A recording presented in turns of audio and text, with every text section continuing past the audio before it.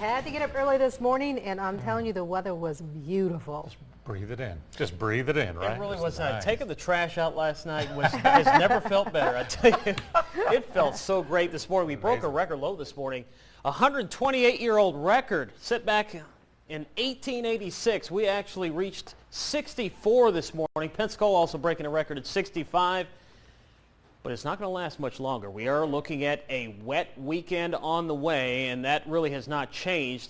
And we're expecting several rounds of showers and storms across our area through Friday and all the way through the weekend. We'll talk more about that in a minute. But here, look at those low temperatures this morning. 64 Mobile Regional, 65 Pensacola, 61 in Crestview, 62 Evergreen, even down in Gulf Shores, you guys getting down to 64 degrees. So very unusual for this time of year, especially here on the Gulf Coast, and there were several records broken across the eastern portion of the United States. This afternoon, though, turned out to be pretty nice. Lots of sunshine, a few high clouds streaming over. We were talking about that yesterday. That disturbance out in Texas and Oklahoma was going to bring some high clouds our way for Thursday, and that's exactly what we saw.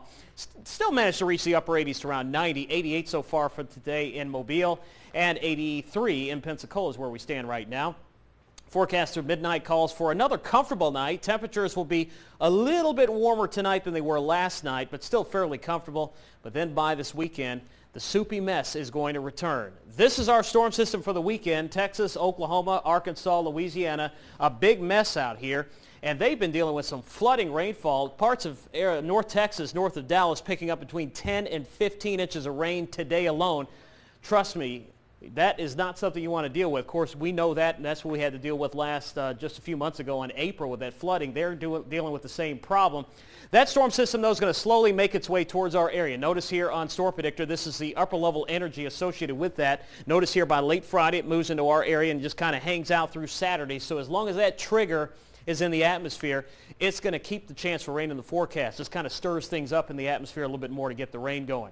Here's a look at your timeline. Tomorrow should be fine, at least for the first part of the day, and then we'll start to see some rain chances, especially west of Mobile as the afternoon goes on. And look at Saturday, all this green here, a fairly decent chance for rain, and we may be dealing with some flooding, flash flooding threat and some heavy rain. Not going to see anything like what we saw in April, of course, but it does look like some areas could pick up 1 to 3 inches of rain, maybe up to 4. Totally not out of the question here by Sunday.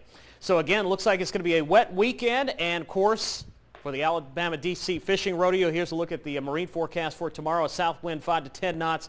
Seas running about 1 to 2 feet. Bays a light chop. And it looks like sunrise in the morning 2 minutes after 6 o'clock. So here's your forecast for the weekend and beyond.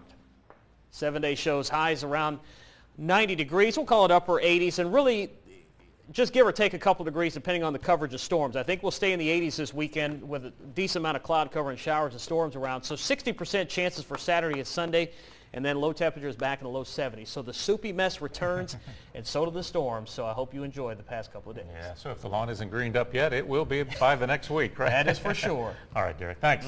Say hello to Kevin.